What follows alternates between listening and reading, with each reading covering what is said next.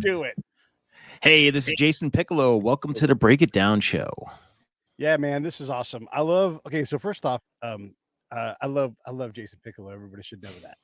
And I've had you on the show a bunch of times. You were show 900, and now Wow. like you are probably officially show like 995. So Wow, man. yeah, 1000's about to happen. If not this week, it'll be next week, depending on show stuff. But I A wanted thousand episodes, man. That I is know. incredible. Oh, that's doing it.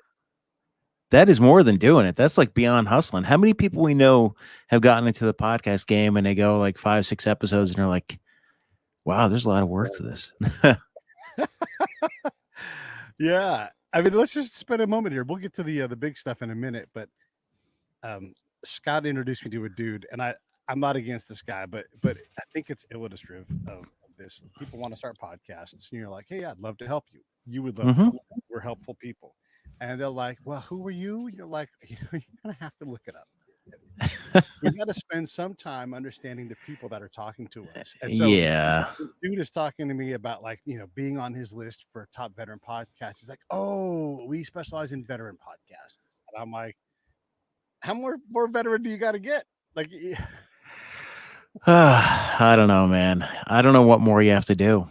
I mean, people are like, well, who are you? I'm like, just Google Jason Piccolo. Something will pop up. yeah, I mean, anything pre 2018 or 19, maybe not, but yeah. you know. Well, you've been doing it too. I mean, you started multiple shows, you partnered with all kinds of brands. I mean, you've been crushing it for a long time. I'm envious in a lot of ways, like of your connections and your success. Not envious, but I'm proud of your success. And I look at that and think, dang, I got to get me some of that success, Nah, it's all about just having good discussions, brother. That's why we're here today. And that's why, my first stop on the Jason Piccolo tour of let's talk the border again. I told myself I wouldn't be getting back to the border topics, but I think it's a solid discussion to have, and I think we need to have this discussion.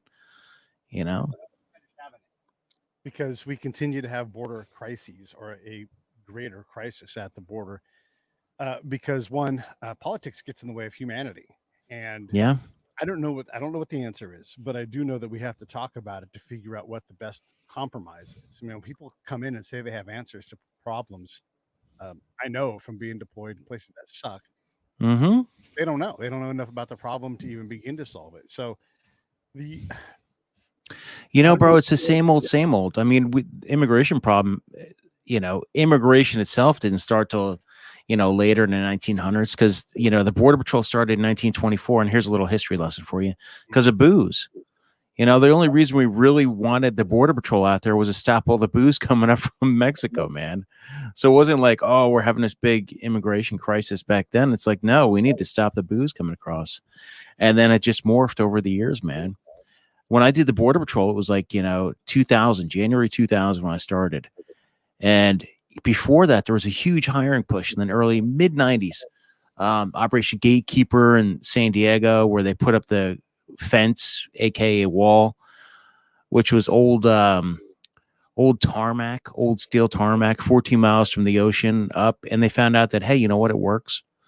So let's hire about another 7,000 Border Patrol agents as quick as we can. And they did. And they still continue to this day. But it's nothing new, man. But it just it goes in waves, man. And the biggest thing is, what are the optics?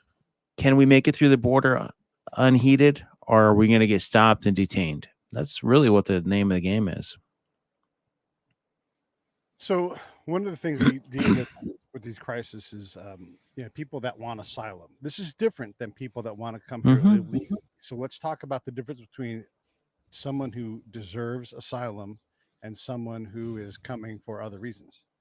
Well, the thing about asylum too is like, here's the deal. If you have a legitimate asylum claim, you can make those claims. That's not a problem, but it has to be legitimate.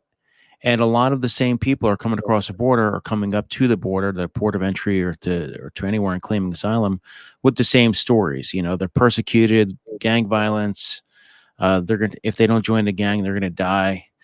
On and on and on. And if there's so many people with legitimate asylum claims that they kind of get pushed around in the order. So if you have someone that's claiming asylum overseas, or they want to, who's going to get it first? The one who's physically present at the southwest border, with their family and tote, or the person who's waiting in line, trying to with a legitimate asylum claim. Yeah. And hey, I'm all for it. I mean, if you're legit, no problem at all. Same thing with if you're listen, if you go through the system and you make it, it's good. The system is broken all around for legal and illegal migration. So, I mean, it needs to be fixed. You and I, we have this discussion all the time. Can we fix it? No. Can the politicians fix it? No, not the way it is right now. But what they can do is take this big old 55 million page book called Immigration and Nationality Act or any other immigration law and break it down in a piecemeal. So, hey, you know what? This month you want to focus on dreamers and figuring it out how you're going to fix that problem? Fix it. Next month, you want to figure out the asylum claim, fix it. Or you know what you can do? You can do two things at once. It's not that hard. But just don't lump them all together because nothing will ever get fixed that way. When you say that, nothing will ever get fixed that way, I've got to agree. Like, this is a big Frankenstein system. It's sort of how we do things. Mhm. We start midstream when we realize the problem, and then we try to ameliorate as best we can.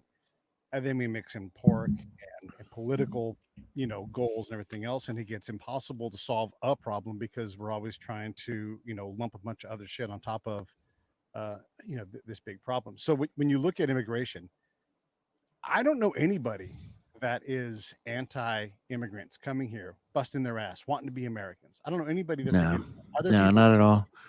but they're not. If They're not the norm. The norm. if you want to is come here and sling dope and traffic kids, and then no, okay. It Right. just doesn't work that way. But hey, you know what? You're legit. You're doing the legit things, and I'm not going to say I'm pro illegal anything, but the problem is there is a lot of just deviance at that border. So even if you are legit coming here and you want the American dream, the problem is your path to get here is going to bring you through some bloody and dangerous areas that you don't want to subject yourself to. And the biggest reason I wanted to come on today was to talk about the kids. But that's the thing, though, man. Is like right now, everybody and anybody coming up through that border has access to being, raped, murdered, maimed. I mean, it's the reality. This isn't like, you're going to throw a backpack on a mochila and just take a quick hike. And the next thing you know, you're in the United States and all is hunky dory. No, you're going to go through some bad areas. And even when you get to the United States, you're going to go into some bad areas. Because once you get over the border, the journey doesn't end. Then what if you get over the border and your coyote, your smuggler says, hey, you know what? I'm out, and leaves you out in the middle of nowhere. And then you die from exposure. Imagine watching your 75-year-old grandmother who just traveled across the border with you, and now she's over here dehydrating and dying out. Or your little kid, let's say you come across a little baby. Because I'm telling you, if you grew up anywhere in the States, it can vary. Me, I grew up in Jersey, man. I could look and see a neighbor. But out there in the desert areas, out there on a 2,000-mile stretch, there are some areas where you're not going to see anybody and you're going to die. There's no ifs, ands, or buts about it. You'll die. That's not what we want.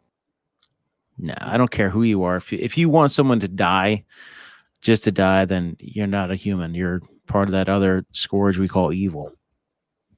So when you look at the political aspect, you've been to Washington, you talk to legislators. Who gets this? Who understands it? I don't care about sides. I care about who is like, I don't know enough to learn. I need to learn. Who do you think is getting this right? The ones that listen. The ones that get it from the ground. The ones that are going out there and getting these photo ops, they don't get it because they're out there with the main leadership, these guys who are SESs, senior executive services, senior GS-15s, who are just taking them on a dog and pony show. But the ones who are getting the ground truth, the truth behind the scenes, or just what's going on out there, they get it. Whether or not they do anything with that information, or whether or not they say, okay, I've seen this, now I've got to do something about it. That is what we have to look at next, because there's a big thing of like, hey, you know what? Here's a couple photos. Whether or not you go on and do something about it later on. So now you're seeing both sides going, hey, wow, there's no more cages down there, but there are clear pens. So they've taken the cages themselves and put plexiglass up. So you essentially have a cage, but it's plexiglass, so it doesn't look like a cage, if you know what I mean.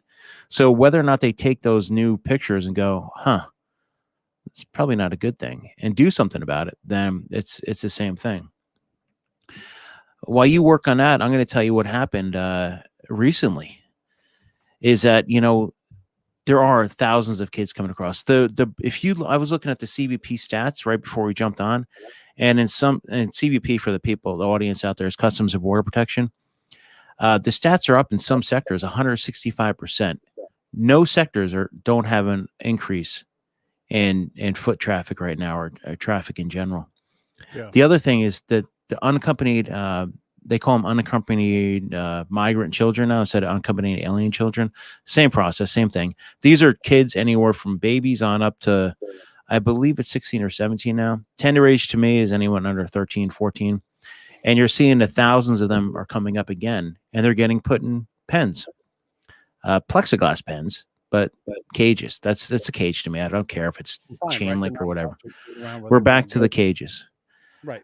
They're not, I mean, they're not free to walk around. They're not free. They're confined. No. They're in a concentration camp, if we're going to use the same terms, and they're in a cage still. If you can see through it, you can see through the air between the bars. I mean, this is.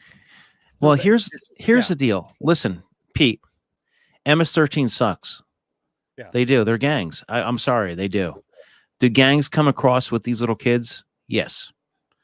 But what about those thousands and thousands and thousands? And we're talking thousands here. Take a football stadium, fill that sucker up, and that's how many little kids are coming across, tender age kids. They don't have a say in this. Someone is putting them in an adult's hand, smuggler's hand, trafficker's hand, getting them up to the border, handing them over to the customs or border people, customs officers or border patrol agents. They go through this process. And let me explain this. And Pete, you know, I like to talk. So just interrupt me anywhere. But here's a process for everybody out there. Little kid comes up to the border.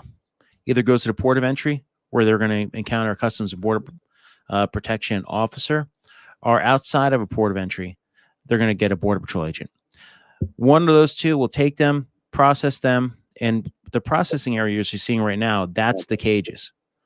That, and later on when they get to Health and Human Services Office of Refugee Resettlement. So anyway, they go through the BP, customs officers, ICE transports them, and ICE is always the evil one in everybody's eyes, but there is really no evil aspect of this unless you want to talk about later on. They go from there. ICE brings them over to Health and Human Services Office of Refugee Resettlement, who places them with a contracted sponsor facility. This facility is supposed to then release them to a sponsor. Now, everybody out there, Google my name, Jason Piccolo 2015, and you'll see that a lot of these sponsors, 99% of them or whatever, weren't getting vetted, i.e. fingerprints taken, or determining whether or not they're criminals. Based on what I did, now they did that. But now they recently changed it where they're not going to vet or take fingerprints of sponsors. So how many of these sponsors are bona fide sex traffickers, labor traffickers, or just general criminals outside of the one who are legit? Yeah. So we're back in the circle, brother. We're back to when I used to work for that White House Security Council trying to stop this and saying, hey, you know what? We're releasing a lot of these kids as criminals. And now there's no way that out of these 20, 30,000 kids that are coming across right now, fiscal year 2021, that even how many is too much? 5? Hey, can we give 5 to sex traffickers? Is that enough? Is that too little? Because that's the reality. These kids aren't all going to bona fide, legitimate sponsors. Hi, Shelly.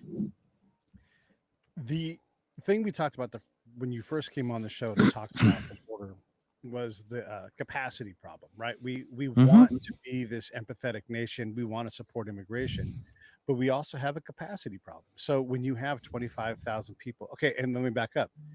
If you can't control your port of entry, now you have to manage a multi-thousand-mile problem in terms of people coming across the border. We don't want people to look. People talk about a dry heat and a wet heat, Jason. You know, walk across Yuma to Phoenix. Yeah. You know if you make it, it's a deadly heat, is what you should call it. Dry heat you'll be dead. Yeah. You know?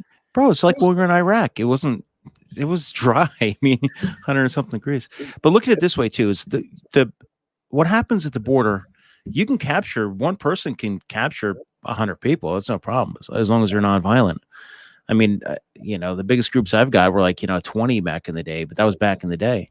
But now, if you're one agent, you can get 100, whatever. The thing is processing them, and that's why right now. So this is like just a big thing. Okay, now this blows people's mind when you really think about everything it takes to process someone. Fingerprints, biometrics, interview. Right. Are they a smuggler? That takes on more. If the people who were smuggled, you have to ask them additional questions. Lots and lots of questions. You were human before, you know the deal. So what happens is when you have 165% increase in human traffic coming through one area, and I'm not talking about trafficked people. I'm just talking about people just walking. Yeah. Think about it this way. All the resources right now, they're deploying. ICE had like a thing saying, hey, you know what? Volunteers for the Southwest border, go down there. They took them. Now it's being voluntold. They're taking all of them. Everybody and anybody is going to the Southwest border. So if you have a guys and ICE, so ICE does 40% immigration. The rest of what they do is like counterproliferation, i.e., bad guns going back and forth. And we're talking like munitions list items like big bombs, child exploitation, child pornography, narcotics, anything with an international nexus in crime, drugs, anything. ICE does that. Homeland Security investigations. When you take people from doing those investigations and you put them on the Southwest border to process and transport people, you take away from doing those investigations. Yeah. So you're taking away a third of the workforce to go process. So now you have them processing these families, these bodies, these kids. They're not processing sponsors. So OPM, Office of Personnel Management for the government, just put out a feeler last week requesting any federal agency employees or whatever thing to go down to the Southwest border to support what's going on. I don't know if I've ever seen that before. I'm sure it's happened before, but that means there's a massive crisis. Right. Here's my solution to the kids. I'm going to focus solely on kids in this next 3 minutes. All these thousands of sponsored kids, thousands of kids are going to get sponsored. They're telling us that there's just too many. We can't vet these sponsors. Oh my gosh. Technology makes it so we can do fingerprints. You can do mobile fingerprints. You can do ident machines. You can do anything you want nowadays. In the federal government, federal law enforcement, there are thousands of agents within everything from Social Security Administration, Health and Human Services, IRS. Everybody has special agents. The NASA has special agents. The kids come in. They get funneled to another part of the country.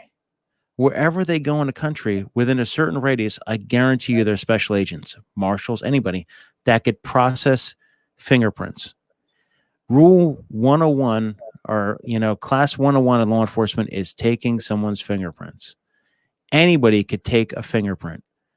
You could deputize sheriff's departments, police departments, anybody federally to take fingerprints. I don't even know if you need to really deputize them, but just to take fingerprints and run them through the machine. IAFIS or whatever the FBI is using this week. And vet them. You can't tell me you're going to take all these kids, send them to a sponsor facility, and tell us oh my gosh, we're going to get overrun if we don't, we're going to be outsourced everything if we can't vet the sponsors coming in. Right.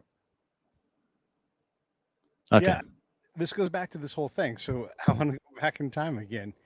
We're arguing about a wall, and I'm not saying the wall is the answer, but how do you control? Like, you have to limit where these people come in so you can put the capacity to process folks in in certain areas. Right. And if you're going to need, we're talking asylum here. We haven't even talked about just all the other forms of immigration, illegal. Oh, yeah. We're just talking asylum. You need, a massive, like you said, they're going to OPM to asking for people just to come and help for a while. The capacity to talk to people, to accurate, and I have to say this because I am a human guy. If you put me in an office and I'm working 12-hour days to try to process people through, I'm going to give you my best effort. I'll work hard. I'm not omnipotent. I'm going to if the person doesn't come up hot and answers all of my questions reasonably, I'm going to We let them have go. let's take a look at, well, here's a deal too, Pete. Yeah. If what about the other than Mexicans coming across the southwest border, OTMs? Yeah. Let's take a look at some. I'm looking at the southwest border apprehension data, and I don't even think they have other than right now. But Big Bend has seen 165% increase in foot traffic. You know, fiscal year 20, 15,000 people year to date from, you know, FY20 to February. Now we're up to 29,000. So it doubled the whole southwest border, doubled foot traffic already. Family units encountered, singles. I want to look for, and all they're doing right now is counting El Salvador, Guatemala, Honduras, and Mexico. That's where they came from. Okay. The problem is, what about all of the other aliens? The ones from those special interest countries we know about. Mhm. And, you know, I hate to tell you, you know, bad people come from everywhere. Yeah. And a lot of, when was the last time we were attacked? What comes up this September? What's the 20-year anniversary? Mm-hmm. Great time to come across the border. And I'm not being like, you know, Alex Jones or whatever. I'm just saying, if the border's open, everybody's going to come across the border. If you're going to do what they call catch and release, so let's throw asylum out the door. You come up to the border and you say, hey, you know what? I want to go see an immigration judge. You're going to get issued a notice of appear and you're going to get released. That's what catch and release is. I catch you, then I release you. Then you're going to show up to the court, right? 99% of people are going to show up to the court. No, I don't think so. I like to see those stats. So let's say you're coming from Syria. And oh, by the way, someone dropped a bomb on your house and they said it was the Americans that did it. And you transited, eventually got to Dubai. You met up a cool smuggler. Smuggler gets you to Brazil. From Brazil, you get on that southwest corridor and you go on La Bastilla, the train. You make it all the way up to the border, and you're like, hey, you know what? How's it going? I'm here to go see the court. And oh, by the way, I've never been encountered by law enforcement, never been encountered by the IC, the intelligence community. Mm-hmm. There's no record of you. Your fingerprints come back clear. Yeah. Boom. It's that easy. I mean, you don't really have to. Why come in through an airport where you're going to get scrutinized and get sent back on the next plane when you could just come through the southwest border and stay?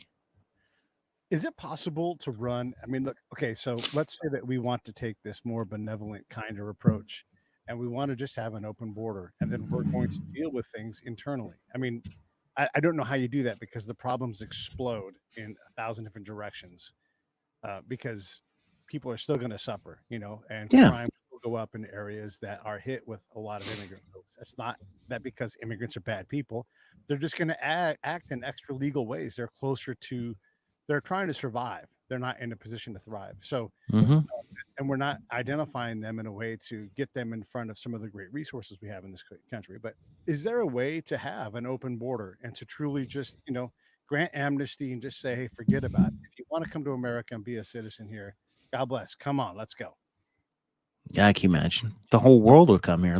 I mean, let's go in the Wayback Machine about 4 or 5 years ago when you started seeing all over the world pre-COVID days of just, it was basically open borders where everybody and anybody was coming up, and Italy got hammered, Australia got hammered, a ton. Same thing would happen here. As soon as they can make it to Canada or the South, they're going to come up across the border. I mean, I would. If I was anywhere else. I mean, I'd love to go to Germany and hang out, but I don't think they're going to take me.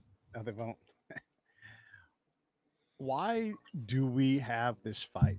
Why can't we be practical about being very pro-immigration, but also managing the process and building a process that we have to then provision? I mean, why so much with this? Well, the problem too is we only have I haven't looked at stats. We were talking before I stopped talking about immigration for a while, so I used to have a really good optics on stats. Right. But back in the day, we had 400 something immigration judges for this whole process, for everything. 400 something. That's nothing. And oh, by the way, immigration judges fall under Department of Justice. Department of Justice is a whole different bureaucracy than Department of Homeland Security. So when you're trying to move all these pieces between different agencies, It doesn't work. That's how you process paper. Is you need judges, you need clerks, you need the people that do the actual paperwork. Judges are there to make a decision. You're going to need a massive hiring. But the thing is, who are you going to hire? I mean, you can't just say, hey, you know what, you're an immigration judge. Go try to figure out one of the most complex legal documents and everything in the world and do it. Good luck. And who wants to be an immigration judge? Yeah. Yeah. I mean, you're like, no, you're gonna have to go back home. You know, your family's been destroyed and whatever it is, all of the struggles to get here. It's hard to say no to that. I want you to succeed. I want you to be here. But we also have to be humane in our humanity. You know, this is like this I call it ethical saturation, right? And maybe you've heard about this, maybe you haven't, but if you everything you try to do is ethical, you will reach a point of ethical saturation where the very ethical thing becomes unethical. And so by having these open borders, you expose people to the desert and they die. And that's not what you want.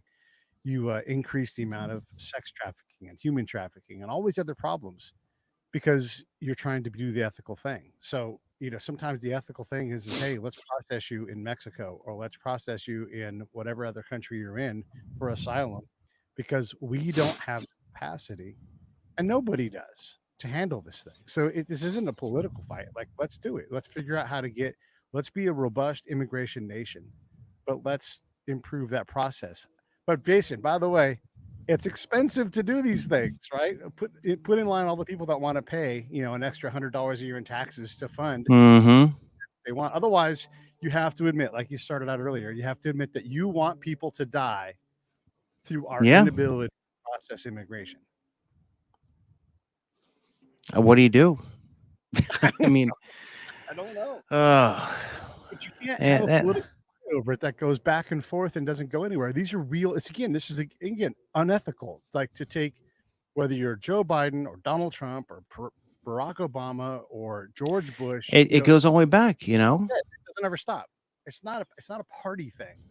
This is a very hard problem to solve. And so when people say they have the answer, I almost want to laugh in their face because they have no idea what the problem even is. No, and you need to really just sit down and, I don't know, really think about what you're going to do.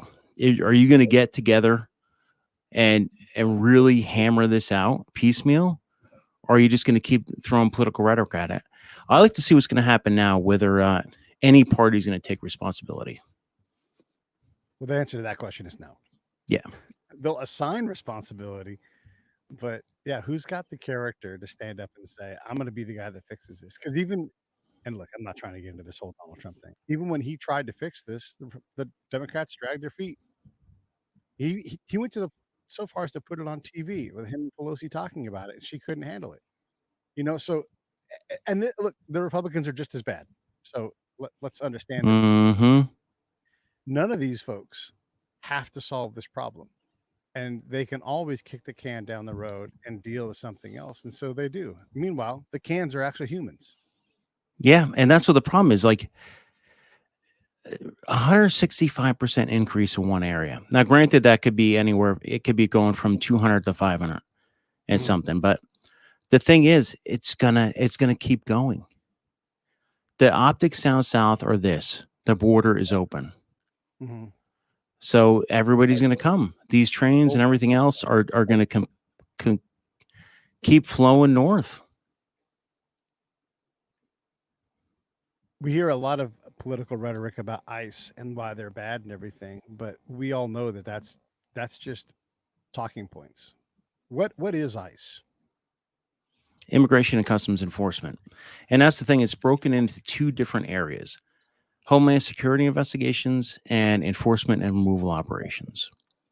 So then you have ERO does all it. They're the ones who do the removals, the deportations, all the immigration dockets. So a docket for people out there who don't understand is when you get issued all this court paper, someone has to monitor all that. That is part of what ICE does. The other half is Homeland Security investigations. So this all falls under ICE. They're the ones who do the counterproliferation, which was the big guns and everything I was talking about before, child exploitation, child pornography, narcotics, money laundering, everything. So that is ICE as a whole. So even if you took out the immigration aspect, they're still out there doing anything within international nexus and crime. So these are bad people. Mm-hmm. I was hoping to get a spit take out of you. Yeah, exactly.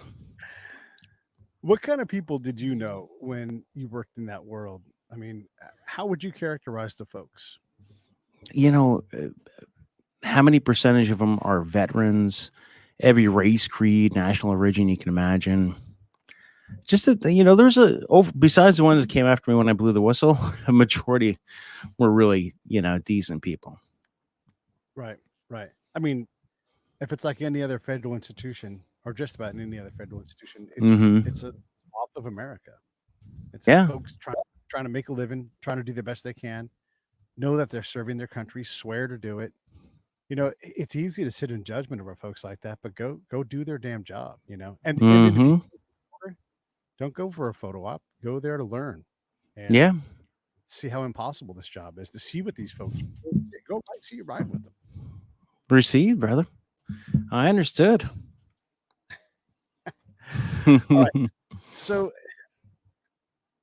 is this a continued crisis then that predates even Donald Trump, or is Oh this yeah, absolutely. okay? Like I said before, man. I mean, 1920s, yeah.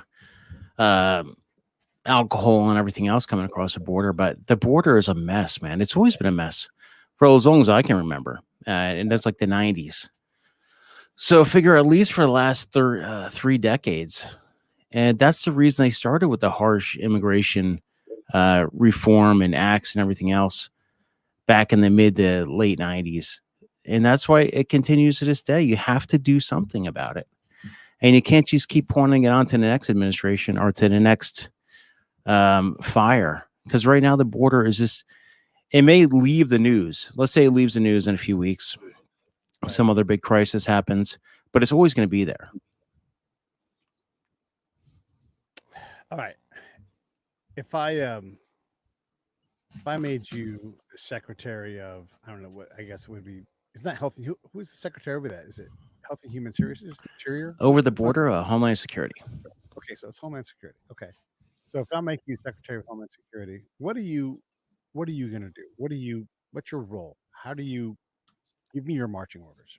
Oh, good luck with that, man. I'm just a low foot soldier. But if I was a secretary for the day, I would get anybody who's worked, I'd get each different sector. I'd find out who the lowest people on the totem pole are up to their leaders. And I'd get a spatter on each of them.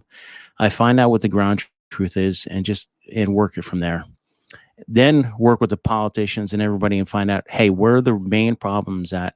How can we fix them? Because a lot of times those people that are working on the ground, they know how to fix their area. So what might work in San Diego may not work in Del Rio.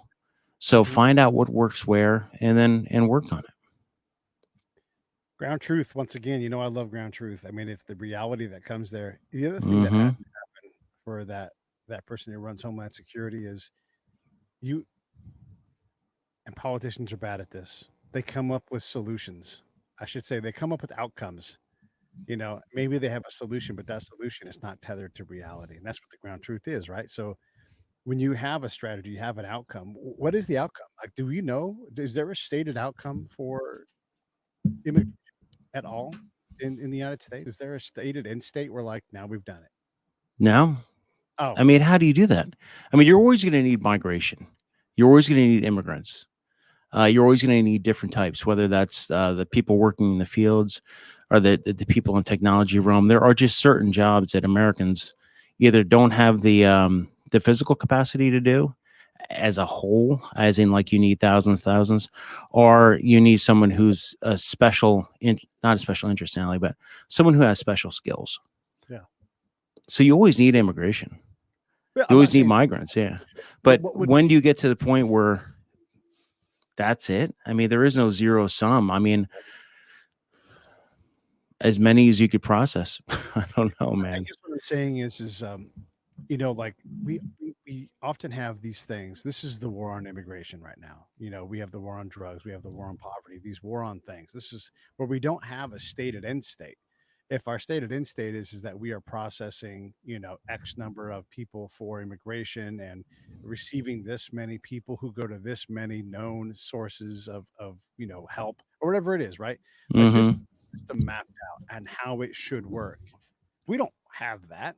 There's nobody who's going to do that, I would imagine. Like, who can say this is a good end state here? If we can get to this, everything else will be so, yes, human lives, but we're talking percentage points in terms of the people that it's impacting, you know? I, I don't think there's ever going to be an end state when it comes to immigration or border control. Yeah. Because, outside immigration, you always have the other thing is like the border is a money making opportunity for every smuggling and trafficking organization. Right now, the money is in moving bodies Mm. from point A to point B. So if you have $150 billion in trafficking worldwide, and that was from a few years ago, how much is trafficking and smuggling and everything now? 250 billion. Right. And then you throw on top of that, how much is narco trafficking bringing in? Mm. Whether that's southwest border, northern border, east, west, anywhere it comes in, because there's supply and demand for when it comes to drugs. Yeah. So as long as there's a monetary, or if there's like a profit at the border, there's always gonna be a border problem. And then that profit that comes through the border, I'm assuming it's saints and benevolent people that get that money through the trafficking, and they do good things with it, and they reinvest it and Robin Hood that shit or something, right? It's Oh, all of good. course, man. It's all about Robin Hood. Yeah. I mean, we know that this Oh my gosh. horrible things. I mean, if we're contributing to kidnap and rape, if we copy a VHS tape, what on I earth? know. I mean, seriously. I mean, for the longest time, is if you copied VHS DVDs and everything else, you're destroying lives. But I'm sure it does somewhere along the line. But right now, we really have to think about, you know, everything else that's getting destroyed. The product coming across is destroying lives, whether that's a criminals coming across, or it's the drugs coming across, or it's guns going south. I mean, money going south. I mean, everything is destroying lives, and a lot of it circumnavigates around that border. I never really thought about this, about the stuff, the pain and the misery we export. Mm-hmm. We're always about things coming in, but we're allowing things to go out in exchange for whatever it is. And if that money is, if you're making money moving humans from A to Z, with Z being in the United States, and you don't care what happens to them once they get there, they're obviously Mm-hmm. able to be exploited when they're there. But along the route, you're making that money, and then you're trying to gather power. You're trading people's motion for Power. money, power, and that power turns into weapons and coups and whatever, murders and assassinations. Mm-hmm. Open border, the nature of our border creates a lot of misery for a lot of other folks. I hadn't really thought about it. No. Talk the border all day long, brother. So what did we learn today? We learned that we need to sit down and piecemeal the border. Yeah. There's really a crisis at the border. And now that we're not going to vet these sponsors, that we're now putting little kids in crisis, us, ourselves, our country. And yeah. Yeah. And 80-20, right? 80% of those sponsors are probably good people. Yeah, I'm sure. God damn, the other 20, what are they doing? And are we okay with that? You have to be able to, as a leader, you have to be able to look and say, hey, that's the best thing we can do. You and I, we're not okay with it. But yeah, I think we could other people at least measure. It's like anything else. If we're going to spend money on these things, let's spend money on an outcome that we're comfortable with. And there is no perfect outcome. They're all, compromises. And if we can't handle the compromise, if we can't handle the truth, then we should be out of that business and just shut it down. Or, you know what? If you can't handle it, figure out a way you can handle it and apply the appropriate resources. Yeah. If you're going to take, hey, you know what? We're going to send DHS down to the southwest border. You have 50 million other people that work for the government. There's things we could do.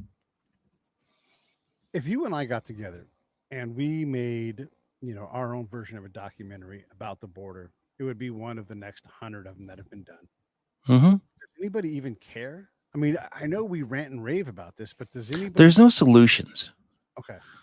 If you went down there and you made a documentary saying, okay, this is happening, how do you solve it?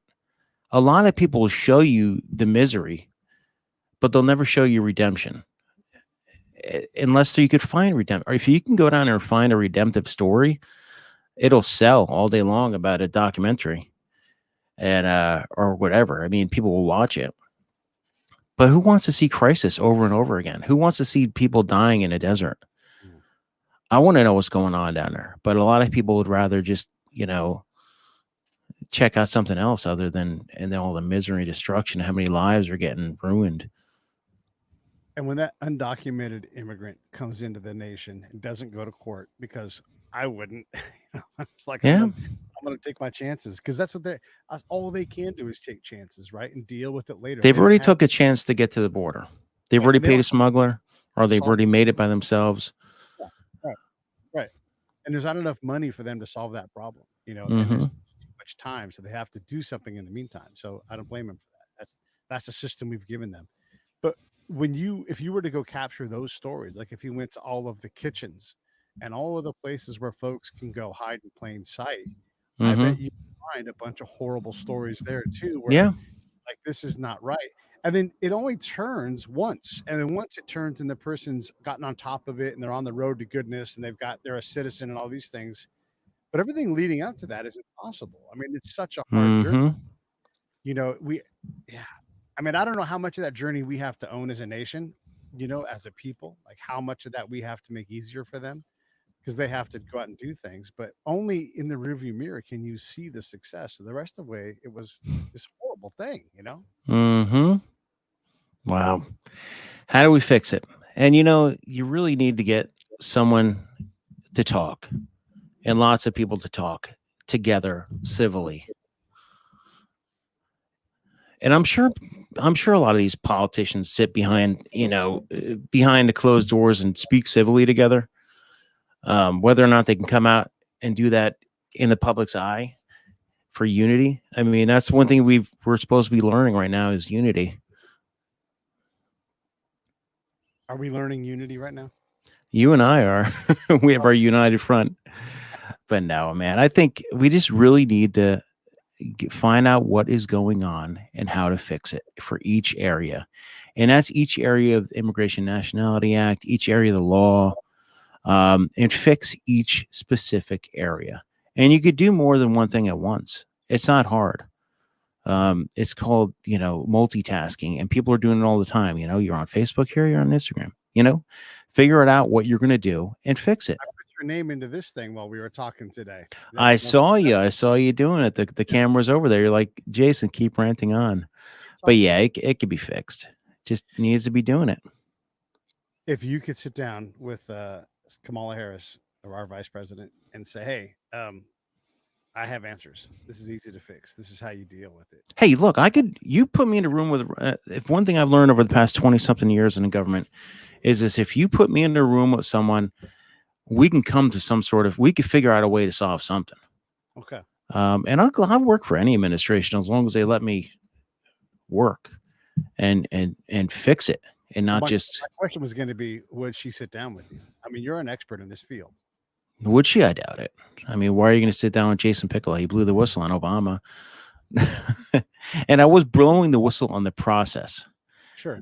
and it was a nonpartisan blowing the whistle because I had two little kids. They were really little at the time, same age as these little kids. And yeah, I would, yeah. Yeah. But I mean, this is part of the problem, right? Like, you're definitely an expert in something. You tried to improve the system. You whistleblowing, if anything, is a Democrat kind of thing. They love the whistleblower, the insider that comes through and takes on the man.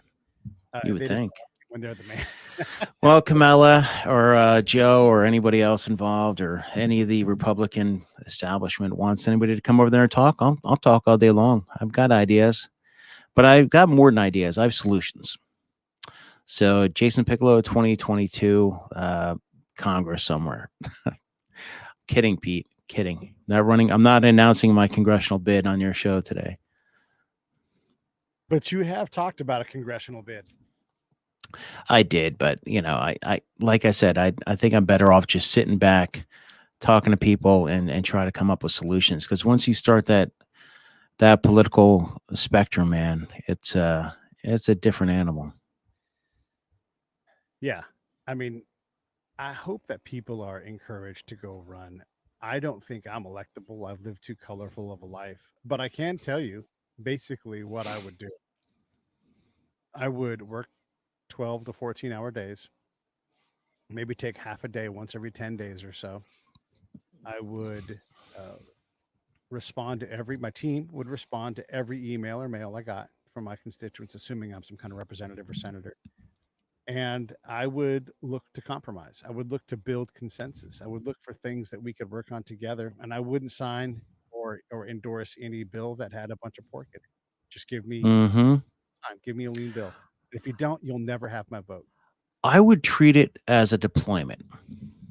You know, when you're deployed 12, 18 months or whatever, 15 months, are in the Air Force 90 days. Kidding Air Force people. But treat it like a deployment. You know, you're working every day until the mission's done. Sometimes you get some times off, but overall you get things solved, whether that's in your own little your section, your squad, your team, up to your company, your brigade, your battalion, your division. You get things done. They may not also be successful, but you're making the decisions and you're making it happen. Um, from the team on up, it may not be the most prettiest thing in the world, but you're working on it. Hmm. Same aspect should be here. You're getting paid 170, 180, 90 grand to be a congressman for 2 years. Treat it like a great deployment. Yeah. And if that at the end of the 2 years is up, you didn't get anything accomplished, then maybe you don't run for reelection. Yeah. Or maybe you do. Yeah, well, that's too. But Plenty of them that do that.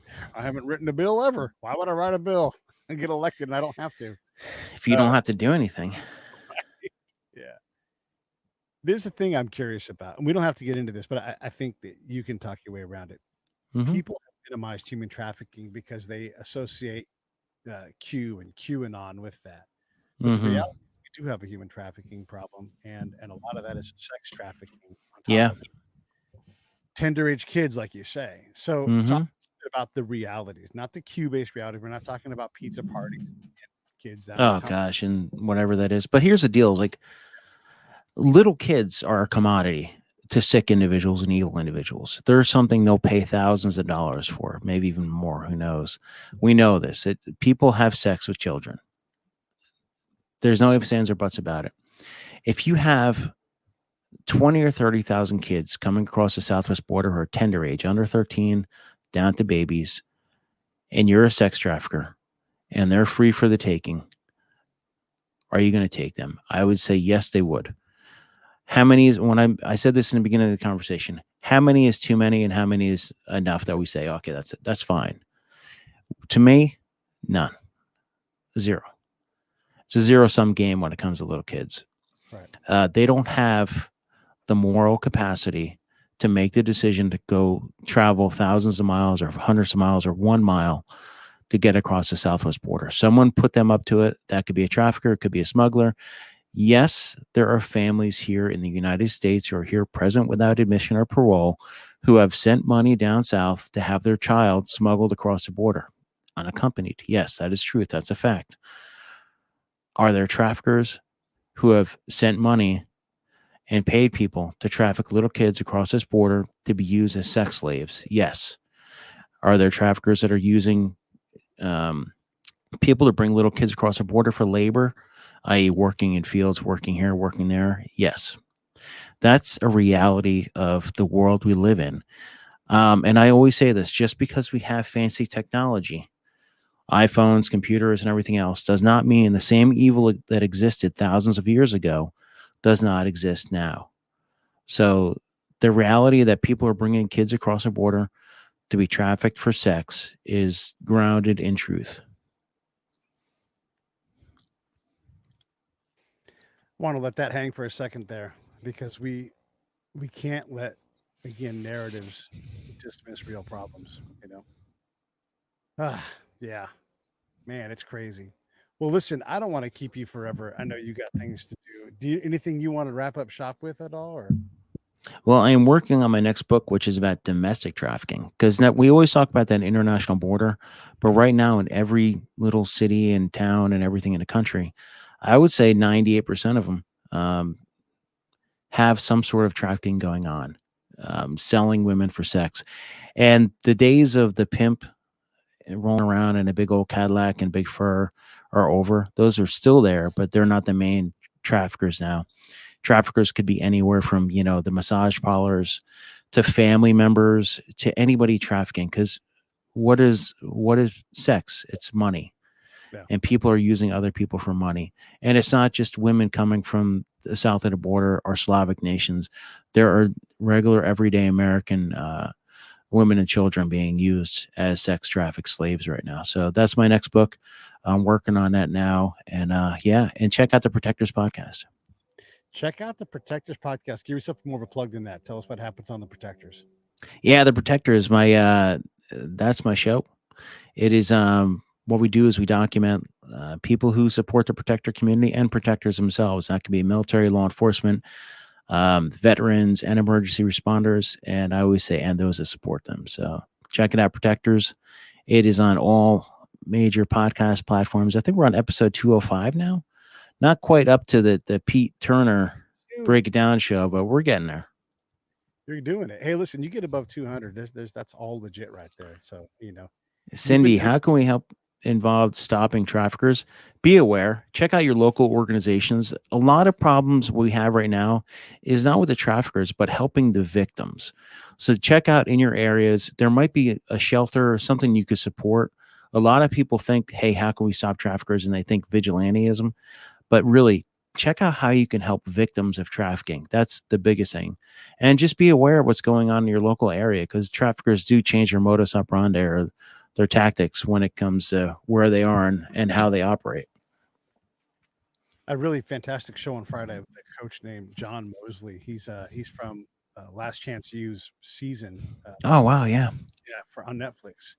And one of the things you realize is that a lot of these kids that he gets, they've got a ton of basketball talent, but for whatever reason, their life was such that they weren't able to go to Division I school and get a scholarship. And it's not based on talent a lot of times. It's because they've had challenging upbringings. And so we talk about like human trafficking and that kind of thing. But if you look at the numbers for females that have some kind of sexual assault, all of a sudden you're like, well, of course there's people being trafficked because most of them had some form of sexual assault. Yep. So, the ones that don't handle it as well or exploit it, like it is everywhere. It really is. It's constant, and we got to keep our eyes up. And I bring up John Mosley because he takes these kids, whatever has happened to them along the way. And sexual assault is not going to be rare on those basketball teams either. But they take these damaged people, and he's like, he gets them to believe in themselves. Okay, yeah, they're good at basketball and all that stuff, of course, but it's more about getting them to believe that if they invest in themselves, if they don't give up, if they learn how to do these things, how to persevere, how to grit, they can get through it. Now imagine the kids that are good at basketball, and then how hard it is for them to get that. Yeah. Like John, to teach them grit and to say, believe in me because I believe in you. I believe in you more than I believe in you. Yeah, that's a lot of times you forget, like, if you grew up in a stable environment or even a semi-stable environment or just in a household with other people who have had that support, that it makes a huge difference. Yeah. Yeah. Yeah. So I guess my answer to Cindy, Cindy's a friend of mine, is find young folks and invest your time so that they can believe in themselves, or invest your money into someone like John Mosley, who's investing his time. I mean, seriously, watch that episode. He's so incredible. Or watch the whole series on Netflix. He's so incredible.